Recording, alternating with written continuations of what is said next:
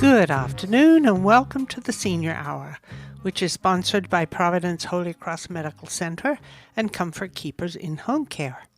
I'm Barbara Cochran with my co-host, Dr. Thomas Polucki. On your hometown station, 98.1 FM, AM 1220 KHTS.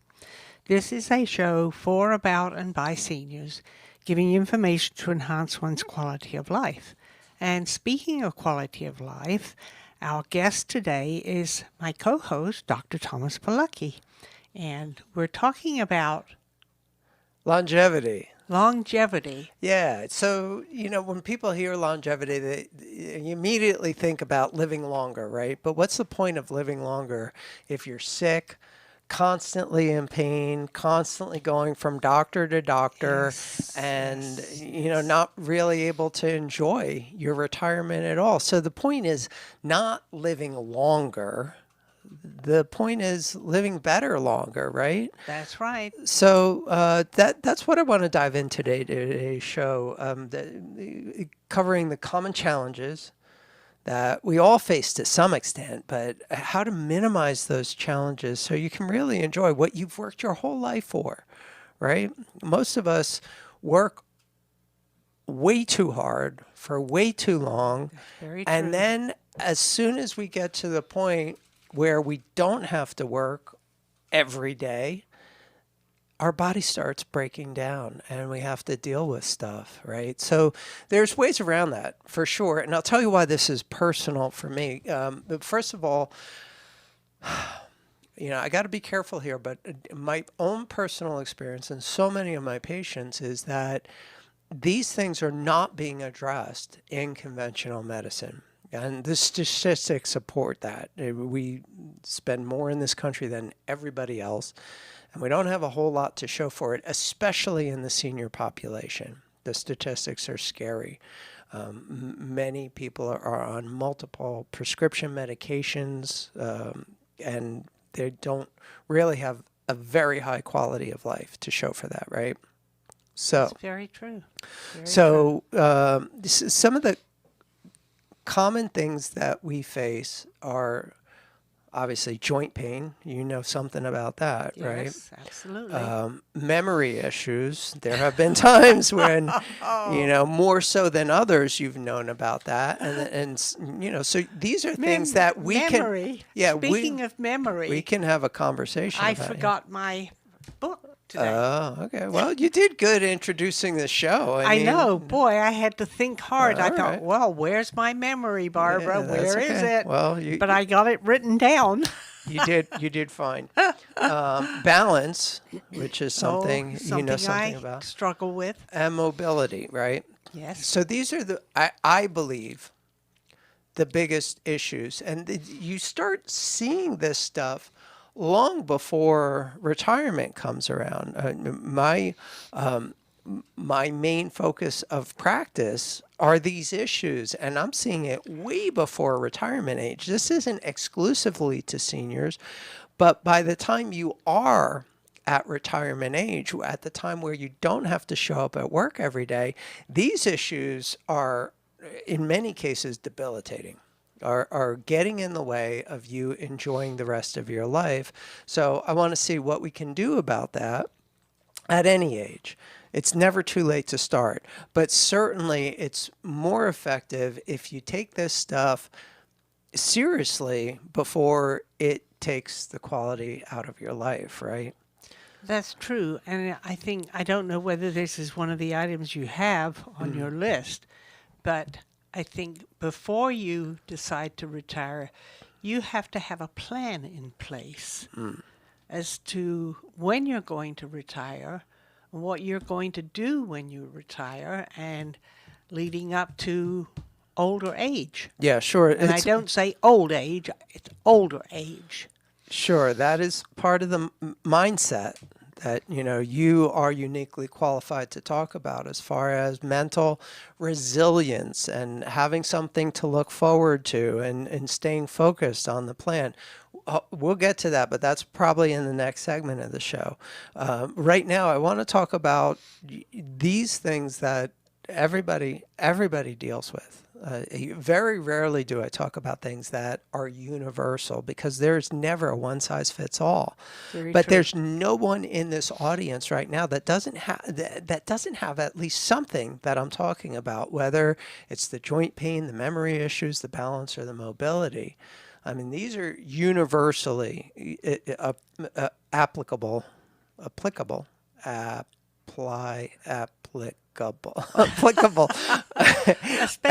especially as you get older. Yeah. Yeah, even before you get older, but certainly for the senior hour, this is appropriate. And why is this personal? Well, for me, I lost my dad to complications of a chronic illness disease. And it wasn't the chronic illness that wound up killing him. It was the treatments that he was receiving that kind of cascaded out of effect. And that's all too common. I don't want to really harp on that too much, but that is the reality of it. And that's what really got me focused into, my first book, the self-care book, right? That was what triggered that about neuropathy and how you need to take care of yourself because the conventional medicine, once it gets to that point, is not going to help, right? Mm-hmm. So that's what spurred me to write that first book, and it's hard.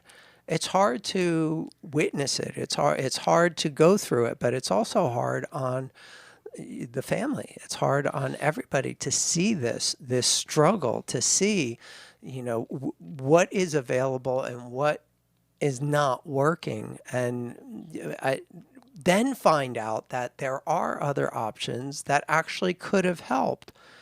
However, at the time, you don't think about a problem. You don't think about, if I just say the word neuropathy, and if you don't have a personal experience with neuropathy, you're going to be like, oh, that doesn't apply to me. I don't have to listen. I've had the experience. Right? No, but seriously, if someone doesn't have the problem, they true. tune it out. That's right. Because, oh, that's not me. I don't need to listen to this. I'm good. I got enough on my plate. I don't need to listen to this. I don't need to do anything extra in my life because that's not my problem. That's true. Until it is.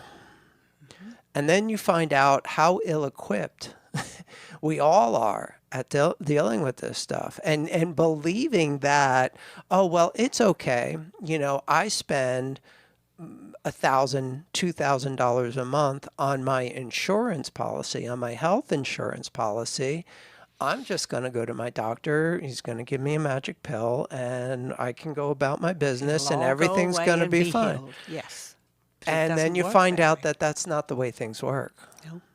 At any price. It just doesn't work like that. And it's, unfortunately for most of us, you're not available to this advice until you're already in it and you realize that, oh, well, I guess I need to do something different. Well, the other thing, too, that adds to that is as you get older, your body doesn't function as it did when you were 30 years old. This is true, but there's a more interesting phenomena that goes on.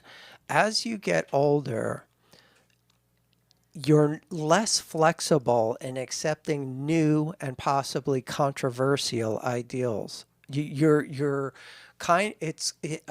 what do they call it? Well, crystallized. You're crystallized. I've always done it that way. Yeah, yeah. Your learning pathways become crystallized. Not literally. It's not like there are gems or diamonds growing in your head, but the idea is that you're not as flexible in learning something new or trying something new with every new year.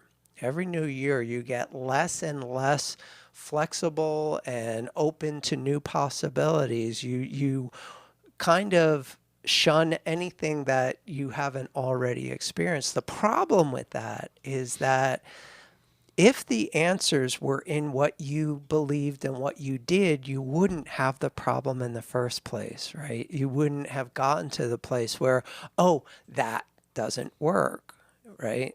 So getting to, a serious where it's no longer just a chronic condition, but it's past the threshold to where it is really affecting the quality of your life, and then saying, oh, well, what now? Is more challenging as you get older. It's more challenging to accept new ideas as you get older. And then the flip side of that coin is there are plenty of people out there who are willing to take advantage of desperate people That's very true. at a And very high ticket, a very high ticket item.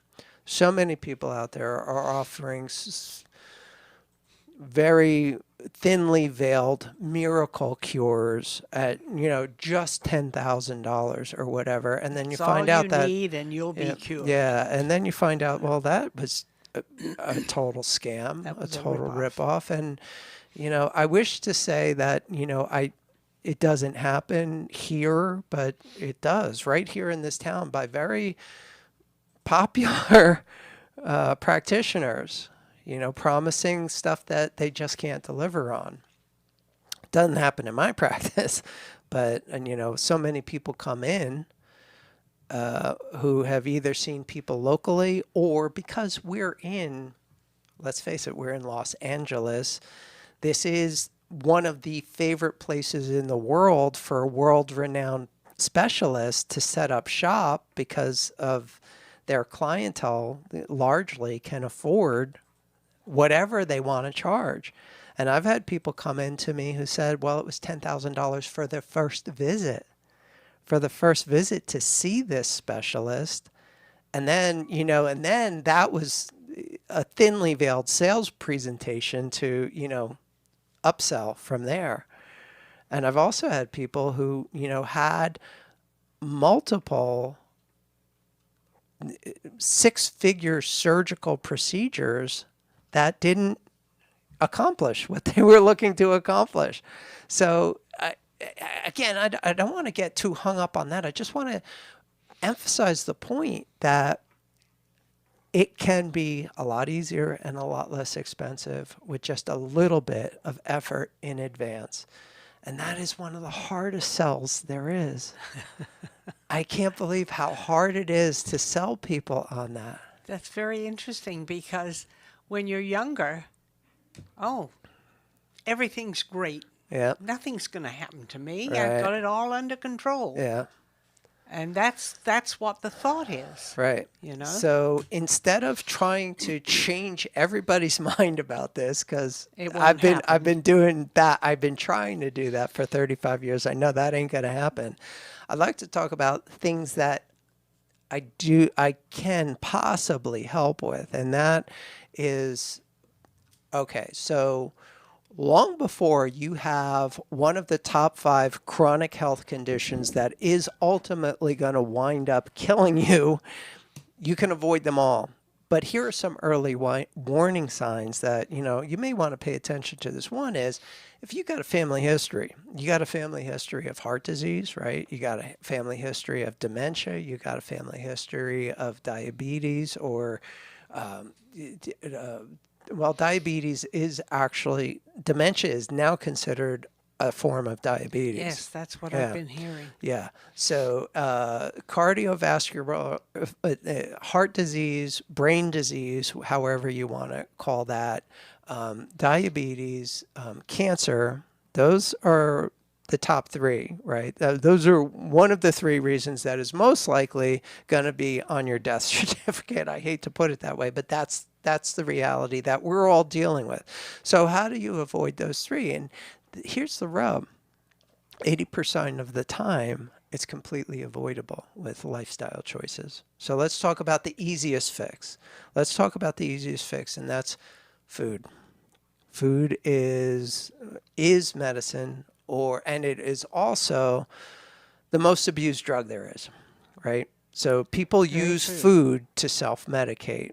The so-called comfort foods, and whenever I hear the term comfort food, I immediately think the exact opposite. So in some way, this food is so poisonous to this person that it triggers the internal opiate response in their body. It's so damaging in their bodies that their body produces a chemical response that is similar to being on heroin.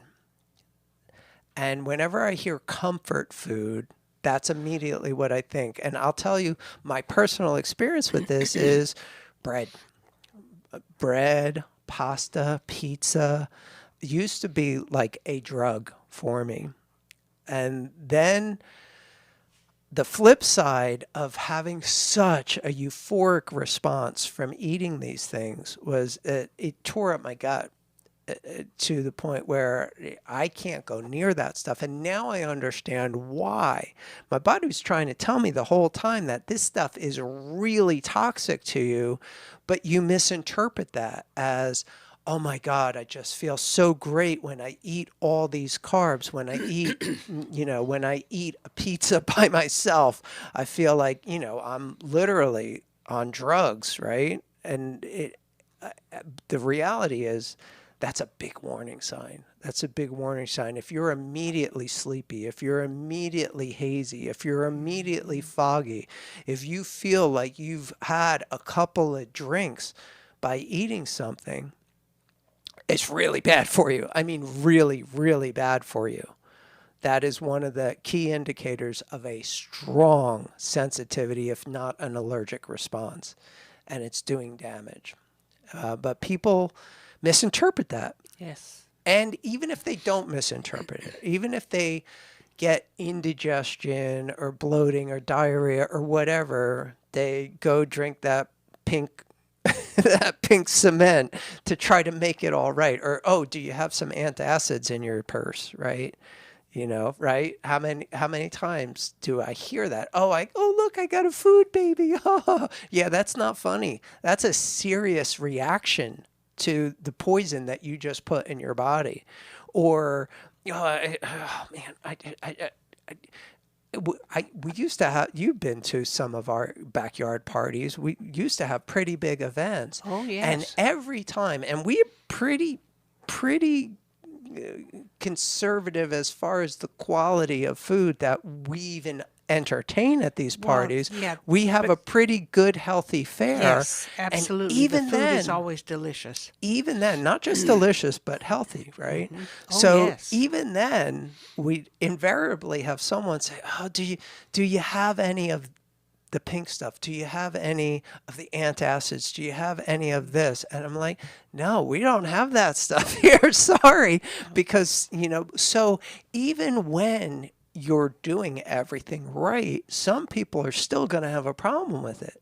Some people are still going to have a problem. And that's where a personalized approach comes in. That's what we do. That's what functional medicine is about. That's exactly what my practice is about, because it can be really frustrating when you think you're doing everything right. Like, I can't tell you, 9 out of 10 of my patients, regardless of whether it's true or not, say, well, I eat pretty good. And then we get into it, and, I see that they are definitely having inflammatory responses from the food that they're eating. And I'm like, okay, all right, well, let's talk about it. And some of them really do have pretty good diets. On paper, it looks like, hey, this should be working. This should be working. It doesn't matter. It doesn't matter, because your personal biology hasn't read the textbooks. It just knows what works for it and what doesn't. And that's what you got to pay attention to.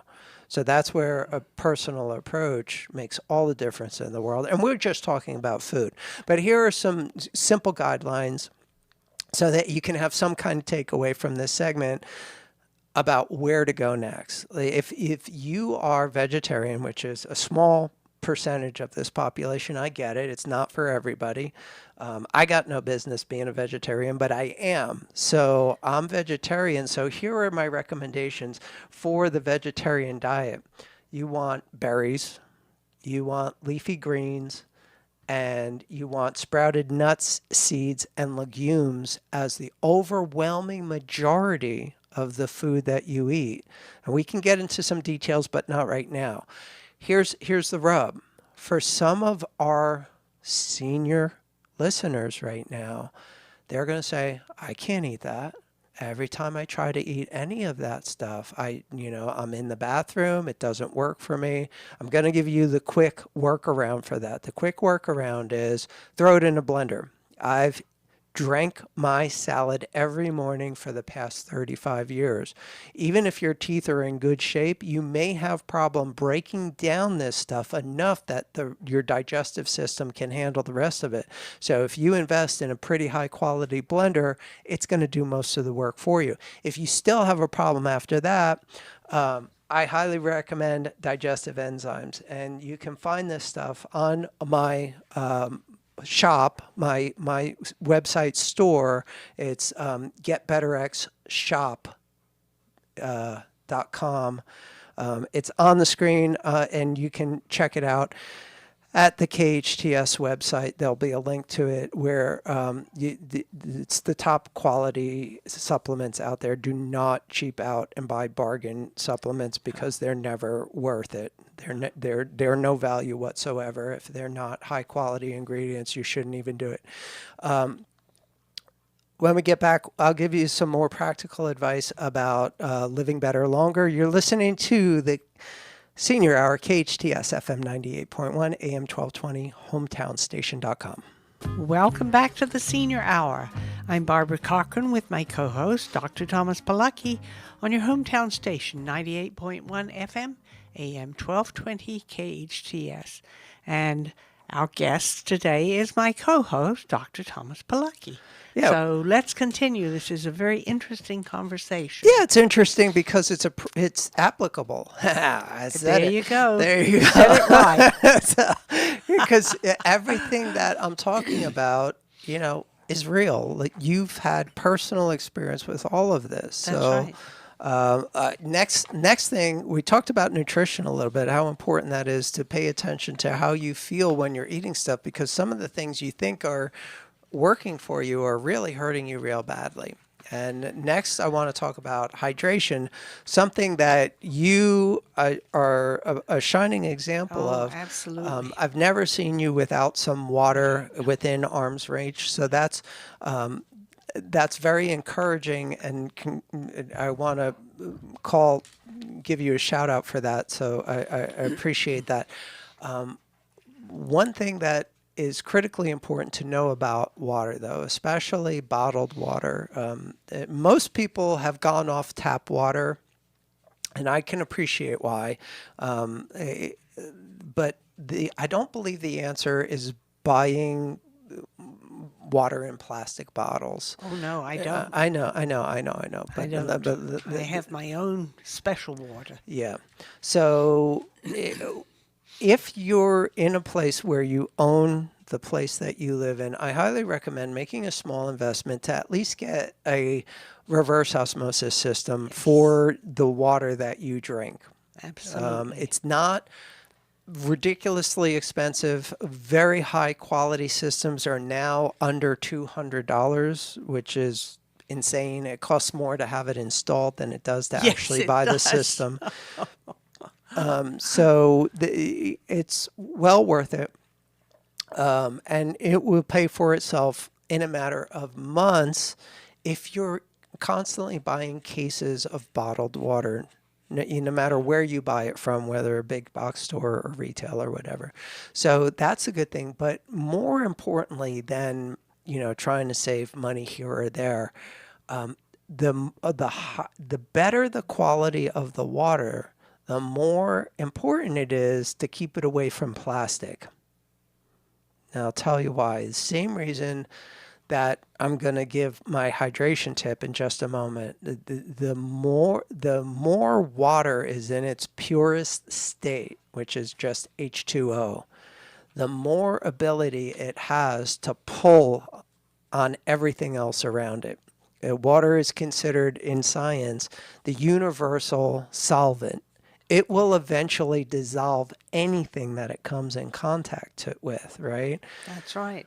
Including plastic. So you get this high quality water and put it in plastic, you are going to be leaching that plastic into the water, and you're going to be putting that plastic into your bloodstream that your liver has to deal with, and yada, yada, yada. So, okay, enough That's said on true. that. The only reason I'm drinking this is because I left mine in the car. I gotcha. So make the investment, make the initial investment. Christmas is coming around. I'm going to have a couple of tips on healthy things to invest in this year. And one of them is going to be, do some research and find a top-rated reverse osmosis system.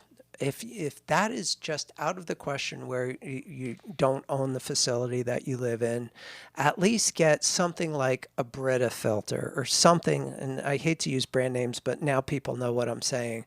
Get some kind of a filtration system and immediately transfer it into a glass container. Right? Okay. Oh, so absolutely. enough said. Now, here's the big tip that I want to share. That water is now a universal solvent because you've cleaned out all of the impurities, or at least most of them, right? So now that it's a universal solvent, it acts that way in your body too. And the water alone is no longer a good vehicle for hydration. It's actually leaching the electrolytes out of the cells of your body. And that means that the water inside of the cells have to follow those electrolytes. So how do you fix that? Which is the only reason that I said all that. How do you fix that? You fix that by pushing water into your cells. And how do you do that? For every quart of water, because I'm old, right? I know the science, but I'm going to give it to people in measurements that they're familiar with. So a quart of water, you add a quarter teaspoon of sea salt, Yes. and a quarter teaspoon of honey. So it's a quarter, and a quarter water, right? So a quarter teaspoon of sea salt, quarter teaspoon of honey, and a quart of water. And that is kind of the magic formula that's just enough to push water into your cells instead of pulling electrolytes out of your cells, which means you pull water out of your cells. It sounds crazy, but if you're drinking high quality water that isn't enriched with electrolytes and some form of a healthy sugar, you're actually dehydrating. You're not hydrating. Sounds crazy, but it's true. That's why all those sports drinks are $1 billion industries, right? Oh, yes, they are. But unlike our previous host, I am not a fan of those sports drinks because they've got a bunch of other crap in them that just is not good for you. Yeah. They're horrible. Yeah. So Even the taste of them. yeah. Okay. So now moving on. So the takeaway tip of hydration is to make water wetter, to make it work better in your body, is in a quart of water, add a quarter teaspoon of sea salt, a quarter teaspoon of honey, right? Quarter, right? Water. So next, mobility. You know about that a little bit. You've had some issues, and I notice you're not even on your sticks anymore. No, so congratulations. I had to use a walker. Yep. And then I had to have 2 sticks. I tried 1 stick, but that can be just doesn't work unbalancing. Because the balance is not there. Yeah. But with 2 sticks, it is. Yep. The balance is there. I would recommend, even though you don't need it, that you stick with the sticks. Oh, I'll I tell do you have why. a It's stick. good. It's good for you not just to save your balance and not avoid falling, but it engages your upper body as well. And if you do it properly, the way I showed you, where you keep your elbows in tight to your body. When I go for a walk, Yeah. I take both of the sticks with me, and I use them just like you suggested. Yeah, you don't want to reach out. As soon as you reach out, 1, you're no longer balanced, and 2, you're putting strain on your shoulders, which will eventually translate into your head and neck, shoulder, and it's not worth it anymore. But if you keep your elbows in tight to your body, kind of like a locomotive, Yes. it's all good. So a daily walk. Why is walking the most recommended exercise on the planet? Well, because there's no excuses, right? Unless you can't walk. and unfortunately there are some people listening right now that can't walk. That's very true. But if you can walk, it is the most highly recommended exercise on the planet. One, because there's no excuses. Anybody can walk. You don't need special equipment. You don't need a special situation. You just get up and walk, right? Here's what walking does for you. We know for a fact that a brisk walk, as little as 20 minutes, but I don't even follow those guidelines. What I want is I want you to break a sweat. And I don't care how long it takes, but I want you to break a sweat. I want you to break a sweat and keep that sweat going for at least 10 minutes. And if you immediately break a sweat and you keep that sweat going for 10 minutes, you're good. So that's my recommendation. The recommendations out there, you work up from, just a couple of minutes all the way up to like 45 minutes of walking on an incline of, I can't remember. I think it's 10% incline for at least 30 minutes. Or I can't remember the numbers, so please don't. But basically there's that. That's all great. That's all fine. But what I believe is important is that you break a sweat and you keep it going for a minimum of 10 minutes.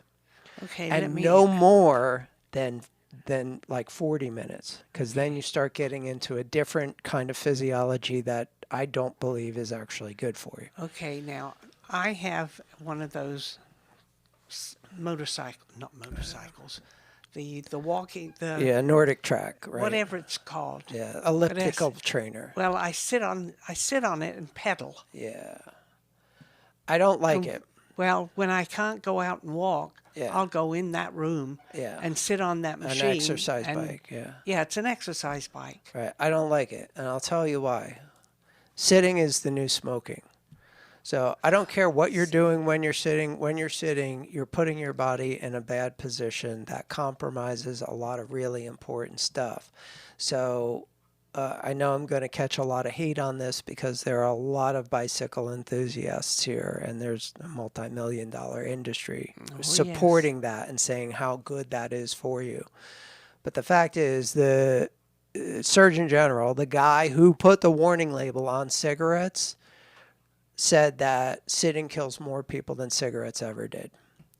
So to have your major form of exercise sitting, I can't endorse. I can't get behind it, no matter who else disagrees with me.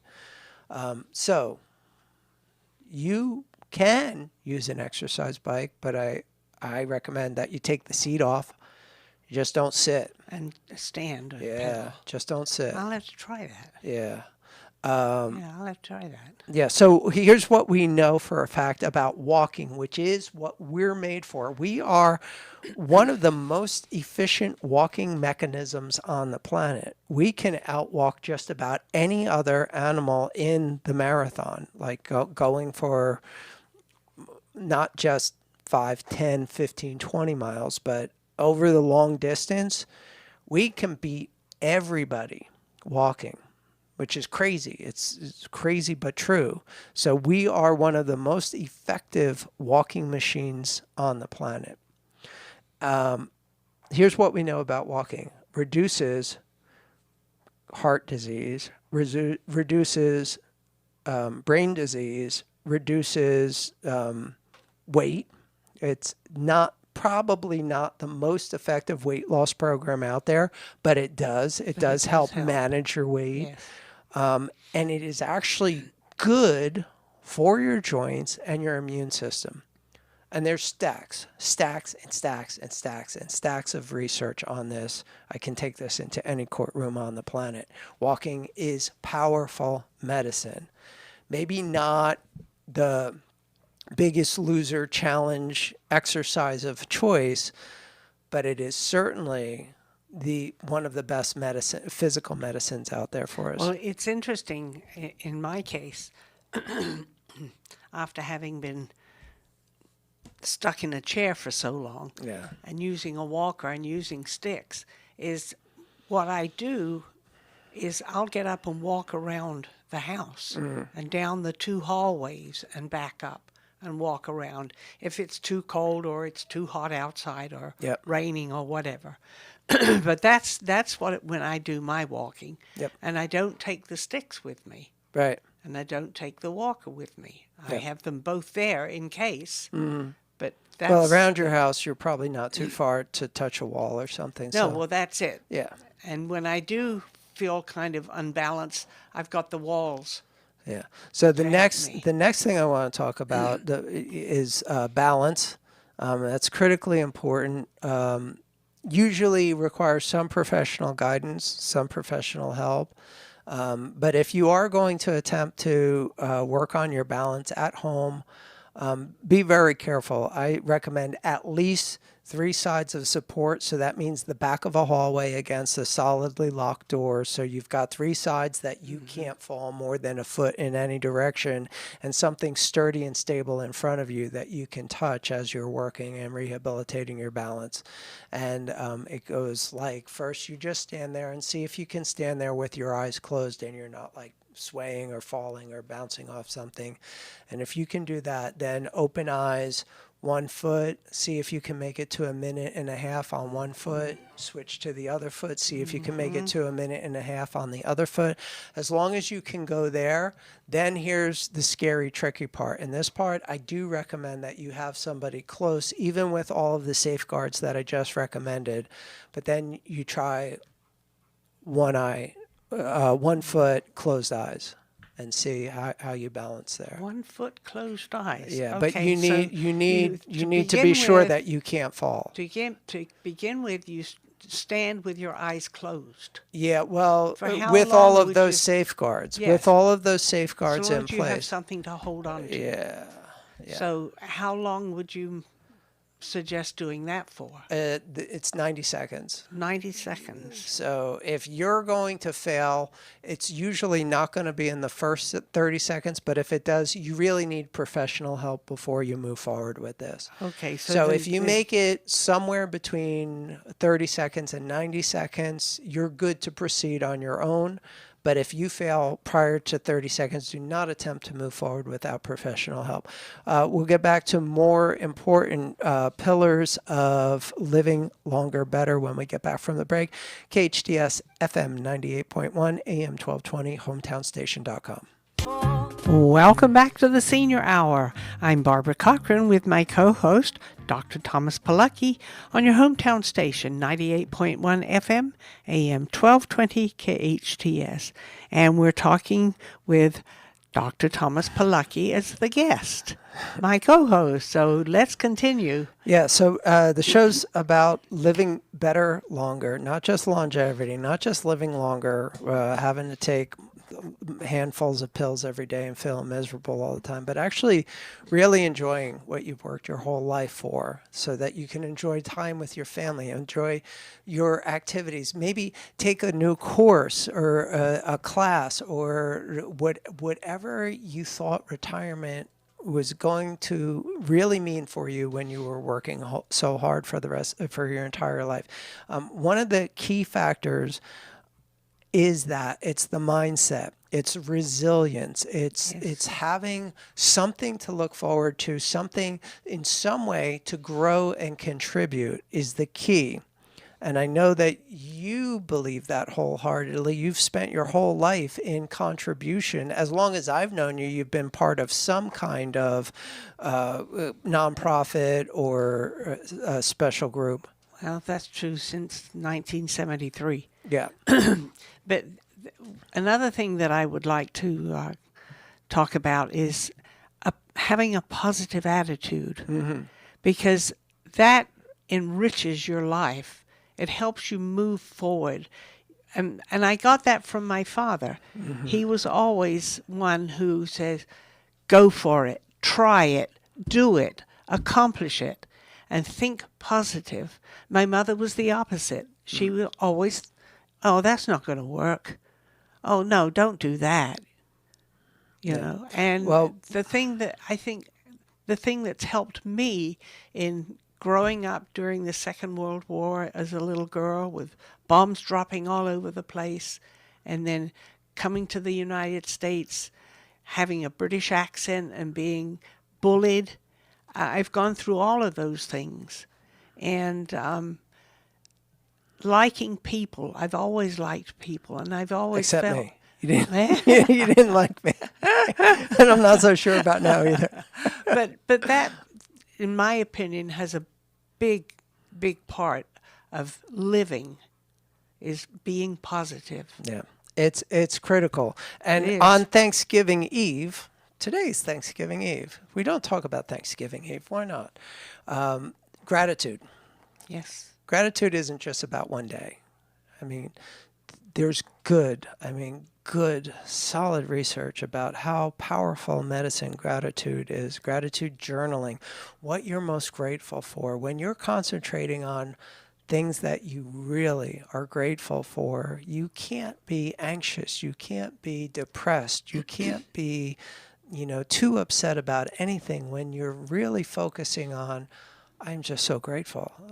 I am grateful for KHTS giving us this format, for Carl and Jerry for being the people that they are and giving us this time every week to bring this information free to the people who need to hear How it. long have you been doing this?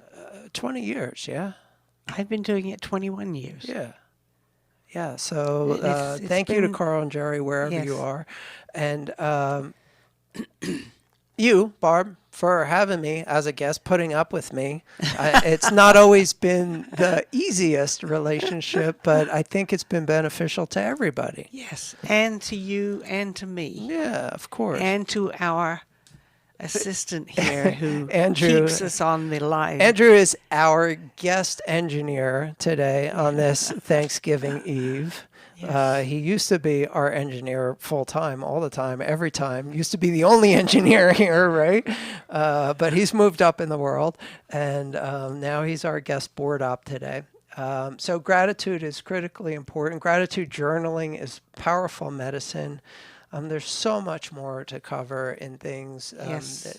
Everything from the breathing exercise that I've shown you real quick, because we only have like a couple minutes left. Let me see you take a deep breath, Barb. Let me see. Oh, no.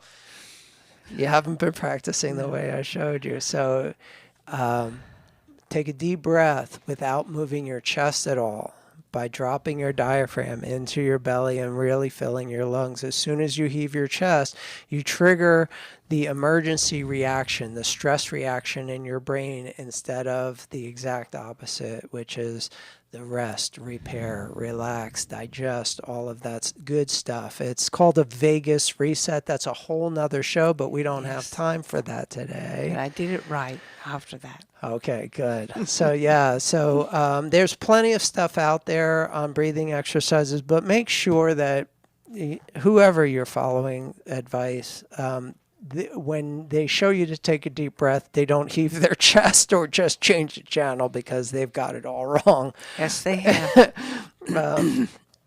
So grateful for this opportunity to talk about my stuff, my supplement line, my practice, my involvement with the community for the past 20 years here at KHTS. I really appreciate everything. Thank you, Andrew, for all your help for the past 20 years.